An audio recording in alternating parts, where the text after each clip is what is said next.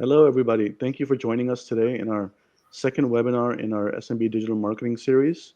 We really appreciate you guys coming today, and make sure we will send you a copy of this link once the webinar is over, because I'm sure you will be learning a lot today from my colleagues on the call today. Um, I would love to introduce both Jen Appy and Rob Talbot from Chief Outsiders, and I'll let them actually do their own introductions in a second. But before I start, I just want to go through a couple of housekeeping items. Number one, if you have any questions, since this is a live event, please put your comments into the comment area, and we will make sure to follow up with the questions once my formal Q&A is done with Jen and Rob. But we will make sure to follow up on all your questions before the end of the webinar. Number two, we are going to be having a series of these webinars over the next several months. So please keep a lookout for emails from us regarding the SMB Digital Marketing Series. So we thank you for joining us. We did one last month, and we're doing that this month today. And then our next one, I think, will be sometime in November, but we will be sharing details with you in the next several weeks. Again, thank you very much for joining. With that in mind, I'd like to get started. I'll start off by first asking Jen Appy and Rob Talbot to introduce themselves. So maybe, Jen, you can start, if you don't mind, if you go first. Sure.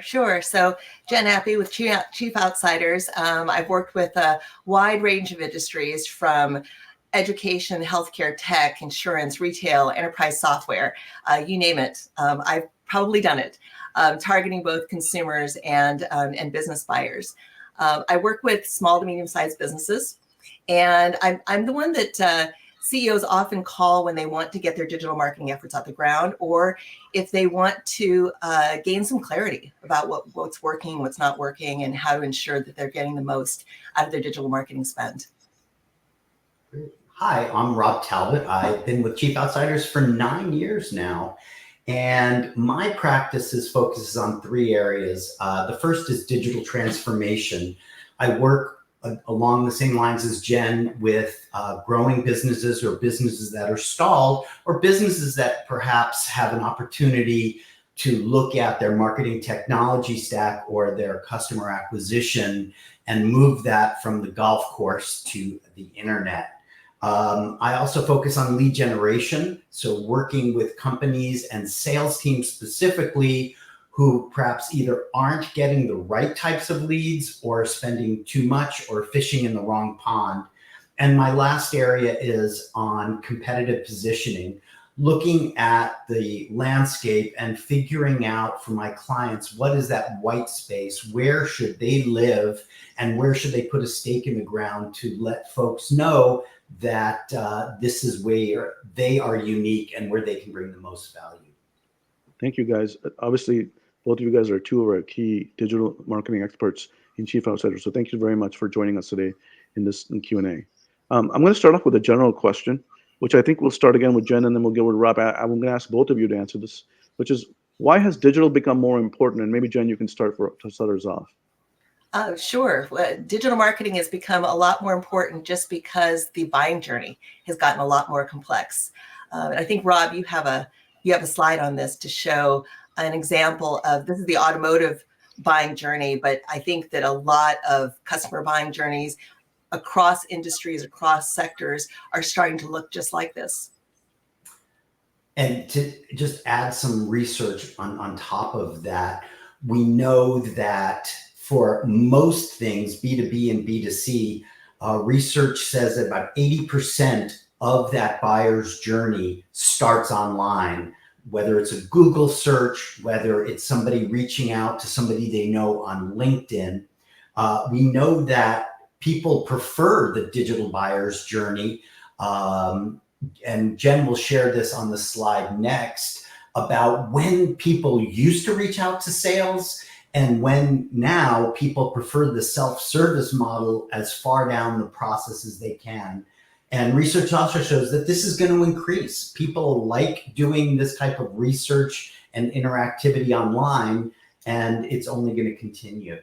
Yeah. So you can see in this buyer's journey, out of those 24 touch points, 19 are digital. So they're definitely doing their research. That 80% of the buying journey that Rob mentioned, they're definitely doing their research online, reading articles, talking to friends. All of these channels that you may not have under your control if you're not paying attention to putting content and other influence out there in order to catch customers where they are and influence them toward your company or your brand. So companies that can optimize this buyer journey can improve their customer experience, optimize their processes, drive innovation, and increase their revenue. We'll get into more of the how to do that, I think, in the upcoming conversation. So perhaps we can go to the next slide that shows how this self-service model has really changed the roles of marketing and sales. So it used to be, if you look on the left, it used to be that marketing's role was to drive awareness and consideration, and then sales would take over from there. But now, because of the complexity, because so much of that buyer journey is happening unbeknownst to a company, marketing's job has gotten a lot harder. So this shift has required marketing to really think strategically about how we find those customers where they are and how we influence them so that we can deliver highly qualified, high intent leads to sales. That's pretty awesome, Jen. I mean, this is a very impactful slide. I've heard other folks in chief outsiders refer to it as buying versus selling and how that's changed over time. So this is really helpful. Thank you. Great. If we can just go to the next question, we'll start off, and maybe I can ask you, Rob, to answer this one. How can a CEO effectively evaluate the current state of the company's digital marketing efforts without becoming or being a marketing expert themselves? I mean, not all CEOs are in the realm of marketing. Absolutely. And 𝙈🠺, if you could go back to the first slide, that digital buyer's journey. Thank you. This is where I would start. If I was a CEO, if I'm technical, I would do this in a spreadsheet. If I'm old school, find a big wall in your office and start with that first question, whether you're B2B, B2C, what are your customers looking for? Are they going to search you on Google? Are they going to ask friends? Are they going to LinkedIn? Are they going to ask a specific question like best accountant near me, or talk about international tax implications because that's what you do? Find those and take it all the way through. And this chart's really interesting because it talks about going through a car, but say you're just a regular product or service. Go through each of the touch points and include things like, okay, they signed a contract. What does onboarding look like? What does retention look like? How do I get people to talk about me? Think about this entire journey. And what I would do is look at the first point. So if the first thing is people search on Google, do you show up when people ask that? Go to your website, think about the questions people ask, and are they represented on your website? So as you go through each stage, you should come up with what you might look at as KPIs. And that could be as simple as how many people come to my website? How many people fill out a form? Does my website have a form if people can't fill out? So really look at all of the metrics. And then that could even go to, this is not only a marketing decision, but it's marketing and sales. So when a lead comes in, what does sales do in the first 24 hours? What do they do in 48?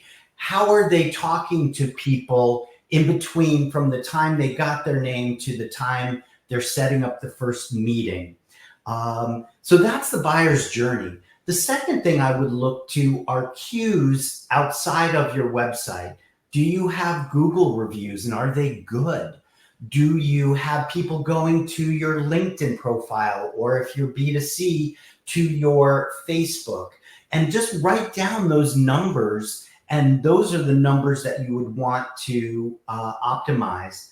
The third thing I would do is benchmark. And you might say, well, how do I know what's going on in my world? And this is where we use either third-party tools or even AI. Claude is great. What is the benchmark in construction for from a lead to close? You will get that answer, and you will see how you measure up. The next is making sure that you talk to your sales and marketing team. Are the leads coming in good? Does sales feel like marketing understands that and they're going? So when you have those conversations, you can understand from this buyer's journey what is working and what isn't. And then if you aren't an expert, there are companies like Chief Outsiders, sorry for the self-plug, or if you have an agency, ask them to answer these questions. But these are what we do to set a baseline for you to understand where you are, where your holes are, and where you can improve. Thank you, So Rob. as you see Sorry, go with ahead, Jen. what Rob was explaining, because the question is, how can a CEO effectively evaluate the current state of their digital marketing efforts? It's not about asking about how's SEO doing, how's paid search doing. It's really asking questions about the buyer's journey and how well those digital channels are moving people through the funnel and capturing them where they are in order to have them consider what it is that you have to say that's going to convert them to become a buyer. So it's really about paying attention to this journey and asking questions about conversion. In both of your experiences in the engagements that you've done, have you found that most organizations have this buyer's journey kind of pretty well elucidated, or is that something that you think that just needs to be set down with the right set of people, as Rob said, and actually kind of crafted out? What has been your experiences, both of you? I've seen a wide range of companies, those who haven't thought about this at all, to those that think about this daily. But oftentimes the pitfall is that they haven't updated it with an understanding of how the buyer's journey has shifted, especially in the last 4 to 5 years, because there's been a lot of, just with the amount of information out there now with AI, there's just been a lot of a shift in terms of how people get their information. So we'll be talking about digital marketing assessments, I'm sure, but that's one way to keep on track and to make sure that you're paying attention to those changes and trends. And I'll answer that question as well. Malia, if you can go to the next, the pyramid. I think a lot of companies are very good at taking from awareness to interest to, oh, I have a lead. How many of them do we set appointments, from appointments to, on down, and they have this funnel with their goals, but they don't always match it back to the buyer's journey and say, well, as Jen mentioned, I can tell you what a benchmark is from sales to a meeting to a proposal. And if we're not there, we need to look at the buyer's journey and understand, is sales not explaining it right? Is the product not right? Are we not communicating? Are we not asking about competitors? So it really is looking at these first 2 slides and digging in deeper and asking those questions. And then in today's digital world, which is great, you can change something automatically. You can add an email, you can buy a specific term, you can write an article and test over time. And as Jen mentioned, it's going back and saying, well, what did we try to improve and how did that do in this digital world? That's awesome. Thank you both. That's really insightful. All right. Next question, maybe I'll ask Jen to take a stab at this one, if you don't mind. What are the common pitfalls you've seen CEOs encounter when implementing their digital marketing strategies, and how can these be avoided? That's probably more important. Yeah. Well, besides ignoring the buyer's journey, which we've made that point already, I would say that a common pitfall is not being super clear about what the objective is of that digital marketing campaign that they're launching, because either they're unclear on who the target should be and what channel they should be using to reach that target. So I would say that understanding your target, understanding how they buy is first. And second is to then match it up with the channels that you think make the most sense. Oftentimes people do it in the reverse. They look at the channels first, and then they shoehorn in the target as opposed to thinking about customers and how they buy and choosing the right channels and prioritizing them. And so once you've chosen your channel and you've got the right targeting, sometimes the pitfall is that they don't give it enough time in order to really get the results that they need, because they're lacking an understanding of of the objective or the time it's going to take to get there, or they're underspending, right? They're not spending enough budget in order to get to stat sig on whatever that channel is, in order to be able to see whether it's really going to work or not. And really, if you go back to who you're targeting, how is somebody buying, what is that outcome that you're looking for out of that channel, oftentimes that can help you make those decisions about the amount of time or the amount of budget to spend. Another quick thing is, maybe they're not optimizing for mobile, and maybe a lot of their customers are on mobile, or they're not optimizing for mobile and Google doesn't think that they're a worthy site, right? So that's sometimes a skip step, is thinking about the importance of mobile.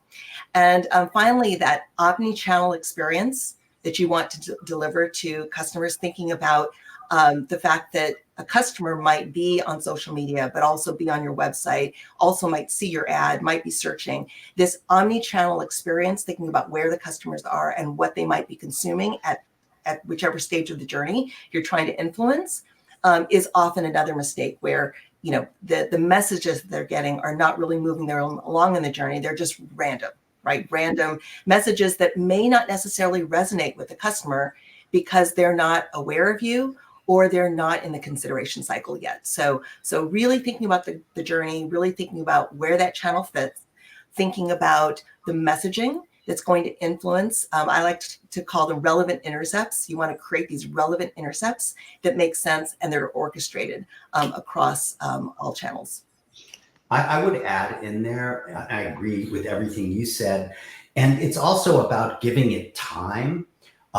Especially, you might think, well, if I put up a Google ad, Google will get it. Their algorithms take time. And you also need to have a plan of, well, let's try this. How do we optimize for what's working? How do we change it? And it could be everything from the creative strategy to the landing page. So this really needs to be mapped out. And I am a big believer in hiring that agency, hiring that professional who knows it, especially for some of the newer platforms that I'm not on or not aware of. We want to make sure that they're doing it right. And when they are testing something, that they're giving it enough time. Mm-hmm, mm-hmm. And I know, Rob, one of the things that you're really big on is measuring those KPIs. And if you know what KPIs you're looking for and you can guide the agency to be looking for those KPIs, oftentimes you can gain some insights around where that particular campaign fits in the journey. So for example, it's something that I just worked on the other day. One of the things that we learned as we were taking a look at the analytics is that search isn't necessarily happening at top of funnel. Oftentimes people think organic search is a top of funnel feeder.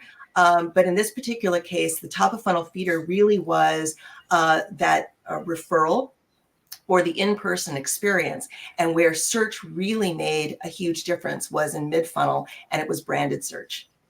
And what we found was that competitors were actually doing conquesting on my client's brand, which meant that they were losing out on those branded searches. And that was a huge miss in the middle of the funnel. So really understanding where a channel fits in the journey and doing that competitive analysis to see what's happening.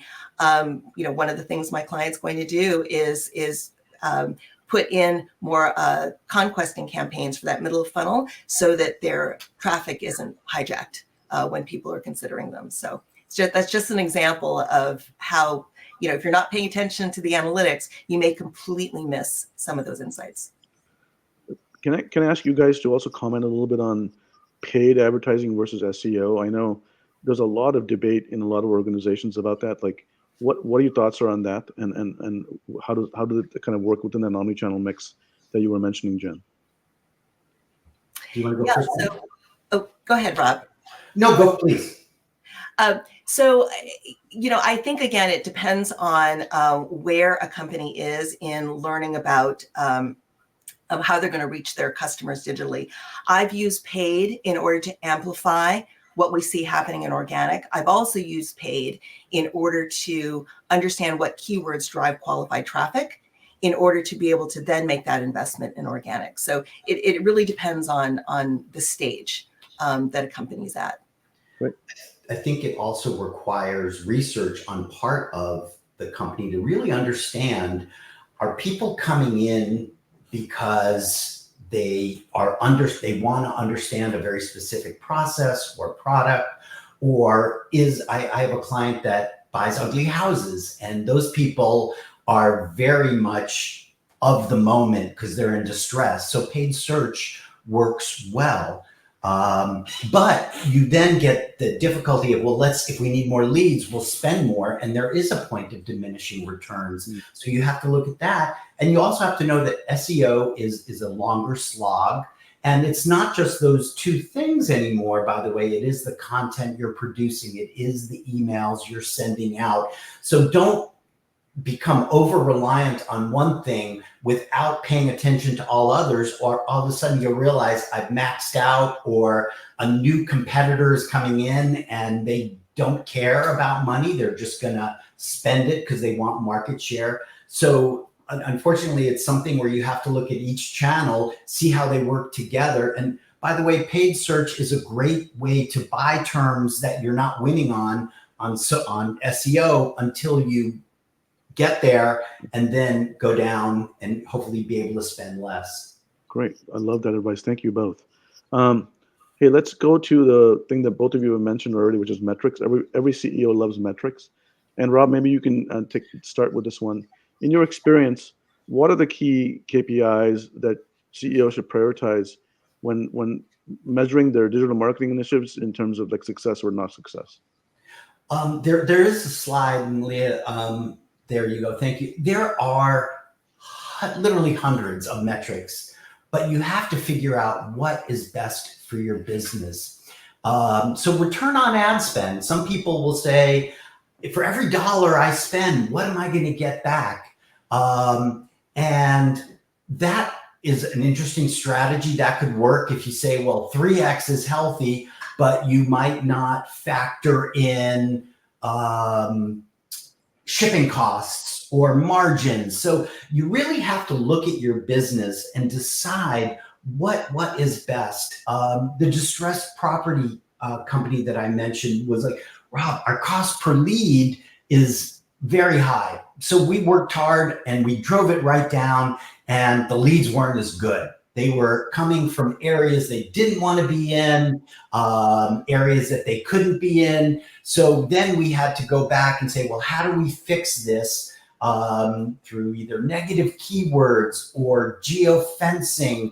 And the cost went up a little bit, but at the very end, our cost per acquisition was so much lower, and our appointment, our lead to appointment went way up. So there are a number of very simple metrics that you can look at, but they can be misleading. So you want to take that original slide that Jen had shared of looking at how we show up and looking at how you do at all of those, and then figuring out, well, what did it cost me to acquire this customer? But wait, you know what? I don't factor in repeat business here. So knowing that once I land somebody, they're going to buy more and more, if I can keep them through good, continuation marketing. So there are a number. You have to figure out what it is. And we've been talking a lot about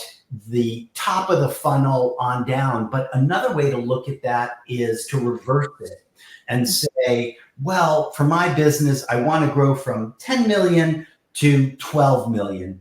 And for me to do that, I know that I'm going to need to keep this amount of customers, grow this customers with these products. And once you sort of map that out, then you can figure out, well, what can I spend to get this? I had a client that was a fractional accounting company, and they were worried about certain costs. And I said to them, what is a client worth to you? Oh, they said, well, we can land a new client. It's worth, hundreds of thousands of dollars. And all of a sudden the light bulb went off, and they were like, oh, so if I land one more customer because I put up a new website or because I spend this money, it doesn't matter because I'm still very profitable. So these are all the metrics that you need to look at for your business to figure out what you can spend. And then once we figure that out, then we can start looking at what are some of the things that we can measure. Yeah. I'm often asked the question about where am I getting the best ROI, right? Mm-hmm. And how do I allocate my marketing budget over the channels that are working the best? And so when I'm launching new digital campaigns, I'm looking at these metrics that Rob is showing. I'm looking at these for each channel, right? For each campaign, and making assessments on where are we getting the best acquisition cost, or where are we getting the best return on ad spend, and using some of those insights in order to inform the conversation around budget allocation. So this is a really great list of metrics. Thanks, Rob. Rob, I just want to talk about the last bullet on this slide.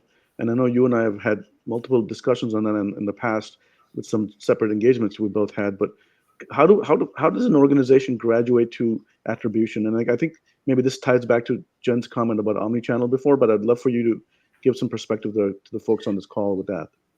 This is the messiest part of what we do as marketing because it's the hardest part. Mm-hmm. If somebody sees your TV ad and then they Google your brand name and click on you to your website, will your marketing team assign that to Google, or will they perhaps ask this person, how did you hear about us? And it would be for a TV ad.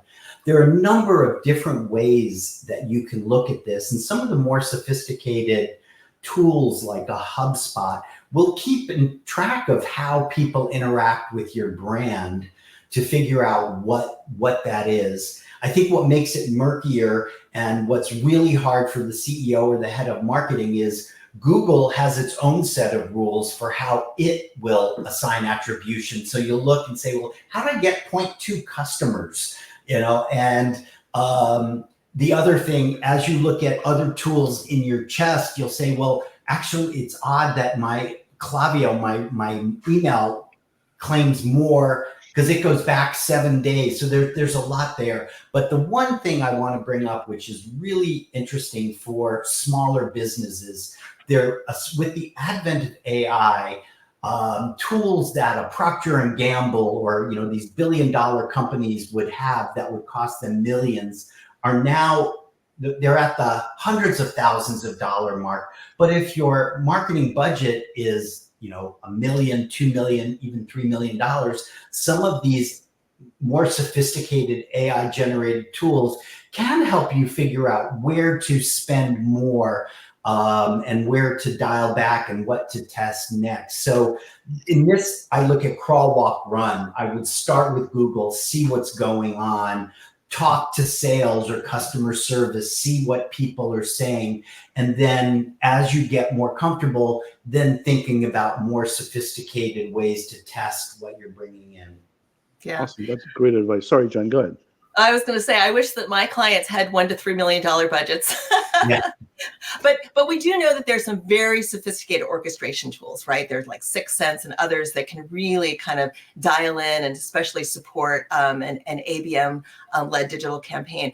But I will say that if a company is just getting started with their digital marketing and they don't have the money for some of these sophisticated multi-touch attribution platforms, you can use Google Analytics. And if you know what you're looking for, you can actually start to see some, directional information around what that journey might be and how much a particular channel is contributing to a journey. So that's the poor man's way of trying to assess attribution. So we can do it in all lines in the spectrum. Absolutely. And again, in the crawl, walk, run, for instance, for email, you start with the open rate. In my industry, I know, if it's less than X percent, people don't want to hear from me, or maybe my subject lines are bad. If people aren't clicking, is the content not resonating? If there's a high unsubscribe rate, why asking those, is my list not good? So there are baby steps that you can take as you get to become a more sophisticated marketer, and it's looking at that number and asking all the questions around it of how to improve. Awesome. Thank you. All right. We're going to get to what was our headline for today's webinar, which is about assessments. So maybe, Jen, I'm going to start with you, and then Rob, feel free to jump in. But here's my question for you. How can digital marketing assessments help a company or a company CEO like the folks we have on the call right now identify and capitalize on untapped market opportunities driving growth? Yeah. Well, when I first start working with a company, I like to do a digital marketing assessment. Malaya, I think I have an example of a fictitious example of what an assessment might look like. So in this example, I have my client who is tax audit against, again, totally fictitious slide, and then tax audits competitors. And what I'm looking for is in different categories of comparison, where you can see the red, yellow, green, I can show my client where they're currently strong and where there are currently gaps that they might want to address in order to become more competitive. The areas that we're comparing are things like website performance or content gaps, or perhaps intake processes, like, do they have AI-enabled chat, for example, or not, and then reviews and social media. So we're really taking a look at that digital footprint and assessing against a competitor to be able to say these are the areas where we think we can start to make some improvements. It's just a low-hanging fruit way of creating some focus in the initial stages of launching digital. Is this a month-long process? Is it a weeks-long process? Is it a year-long process? I mean, how dimensionalize that for us a little bit?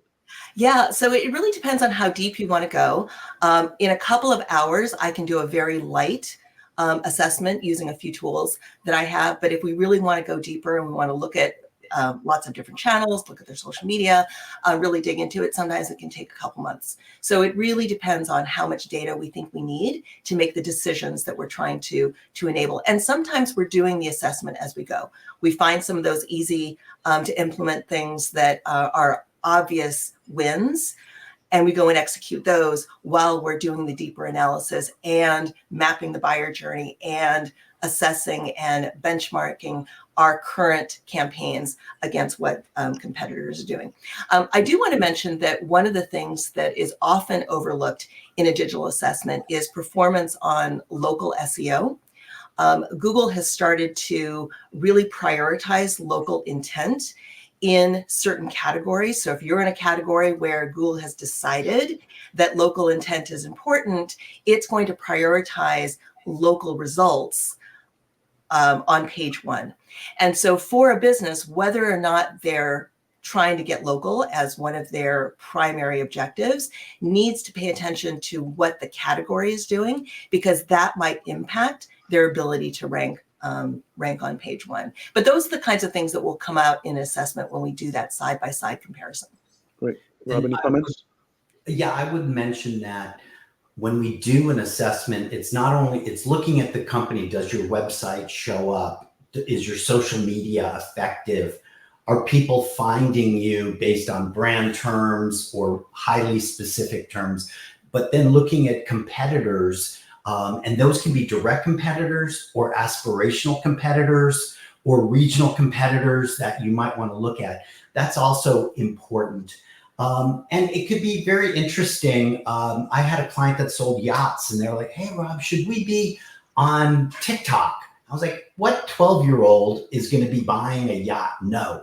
And then I went to TikTok and I put in the hashtag yacht, and I realized there were hundreds of thousands of people searching on that term. And by the way, then we used that to put in the yacht vacation business as a feed in LinkedIn because we thought, how do we get a hold of CEOs who might be looking for business and see a picture of the Caribbean and go, that's exactly what I need. So sometimes it's just a creative eyeball of what is going on for your client, for your product, and using this digital world to help inform the strategy.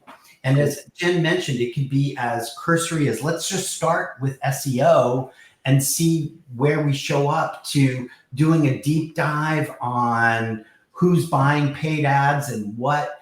The amount of information that we can get access to through third-party tools is pretty incredible now. Knowing what people are doing, are they advertising on Facebook, and where are they promoting posts on LinkedIn, and how, whatever it is, does this website have a more robust X, Y, and Z? One of the things my clients are realizing now is their competitors that have a much more robust video strategy are doing much better because younger people are more video oriented. So it's really looking at your digital profile through a number of different lenses. Great. Yeah. Thank you both. Listen, let's now move to the next part of this. Both of you guys have gone in, spend either a couple of days, as Jen said, or going to a deeper dive for a couple of months, and we've gotten an assessment done of one of our clients. So, and maybe Rob, I'll ask you this question. What role does a CEO play now that this assessment is done in aligning their digital marketing strategy with their overall business objective, which is what they're mostly worried about? And how can they ensure that this alignment is maintained on a continual and persistent basis? I bring this back to being the cheerleader and the holder of the KPIs. I've been in so many businesses where I might say, well, what's your annual revenue and how much of that is supposed to come from new customers? And I get blank stares. It's really up to the CEO to pick those KPIs that are most important and share them with the organization. When I was at Lifetime Television, we had a goal of being #1 in the ratings and what that rating point was. And you think, that was something we all sang from. And you might think, well, how can so-and-so in this department impact that? Well, if it's something you talk about all the time, you do start generating those types of ideas and what you should do. And I think the next piece down is making sure that when you talk about, okay, our goal is this, well, how does marketing impact that? How does sales impact that? I have a client where our warehouse is the biggest stumbling block because they're not sending things out as quickly as need be. So it's really looking at what those big goals are and then seeing how each department fits into that.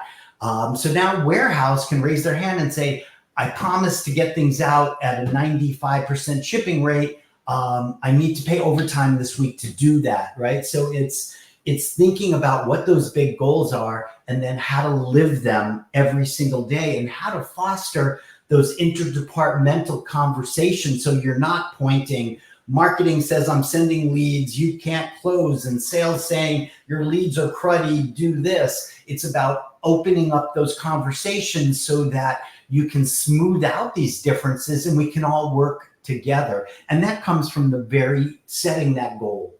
Mm-hmm. Perfect. Jen, any thoughts? Yeah, actually, Malia, if you wouldn't mind putting up the funnel slide, excellent. So what I like to do is, and this is something that CEOs can do as well in order to align with their teams on what's happening, is map everything to a funnel. And so the way that this works is you get a certain number of leads in at the top. Some of them are qualified, some of them are not qualified. Let's say 25% are qualified. Of those leads that come in, how many move to opportunity consideration? Let's say it's 50%.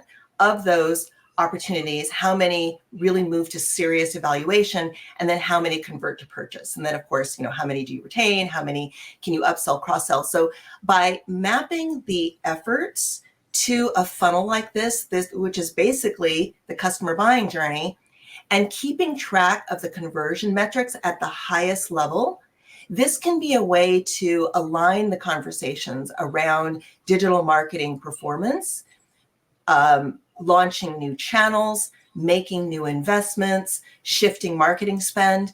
This is really a good aligning function for having those conversations with your teams. Are these, just for clarification for the audience, are these percentages you have up here representational? Is that what they're meant to be? Purely representational, yes. Yes. Great, thank you. And I will make the point to say that I often do this for B2C as well as for B2B, because in an e-commerce situation, you do have this funnel. You just need to map the activities in the proper places. Great, thank you, Jen. To, Sorry, go ahead, Rob.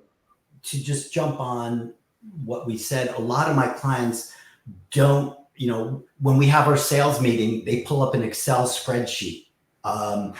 Now is the time to, if you haven't, there are a number of marketing and sales dashboards, and you don't have to go and spend the thousands on HubSpot or Salesforce. There are some that are much less money, and it will give you a clear indication of moving people down that journey, so you can set your own up and see where you are and optimize from there. So when we talk about moving to digital and trying a lot of different things, the other piece is moving your sales and marketing to a CRM.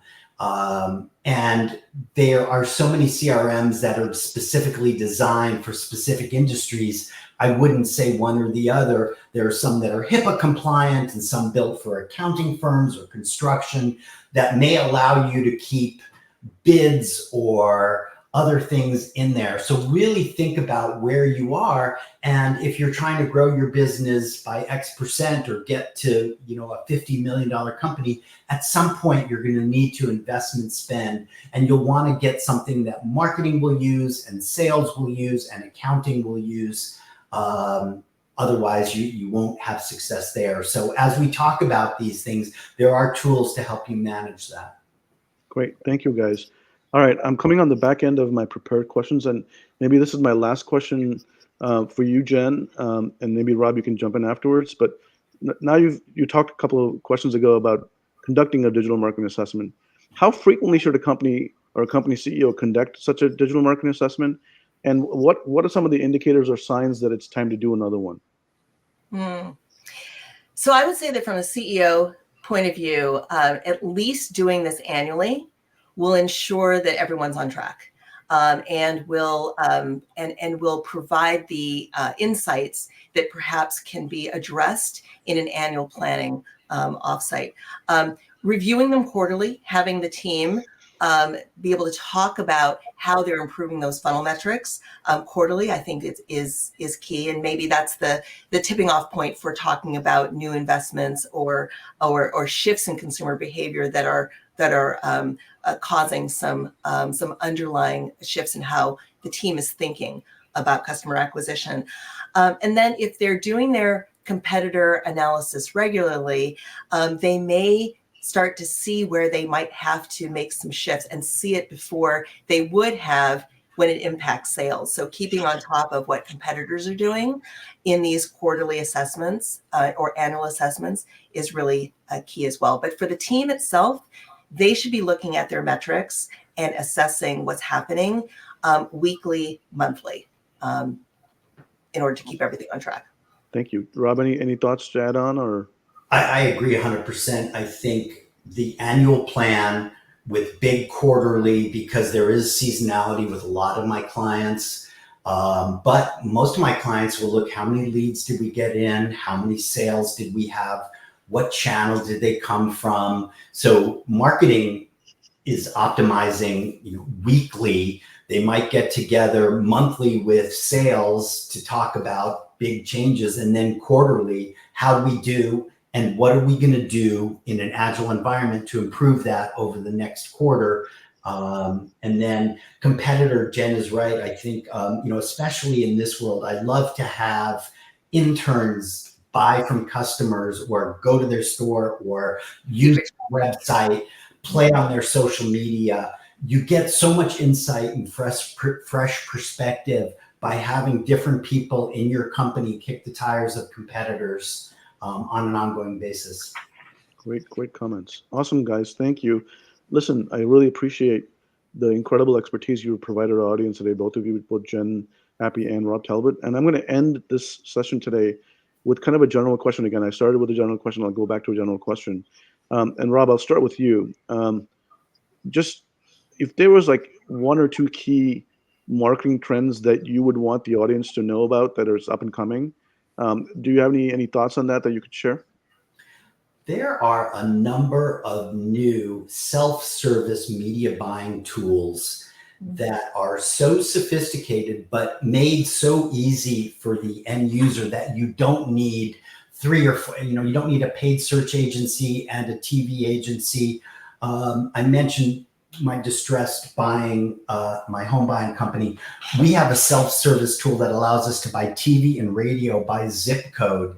And the algorithm made this suggestion that said, boy, you're looking here and here. There's a digital billboard in between these two zip codes. You might want to try that. So, whether you're doing paid search all the way through to TV, companies like Mountain have these self-serve platforms that allow you to be very sophisticated in terms of media buying for those that are much more comfortable and a little bit further down the digital path.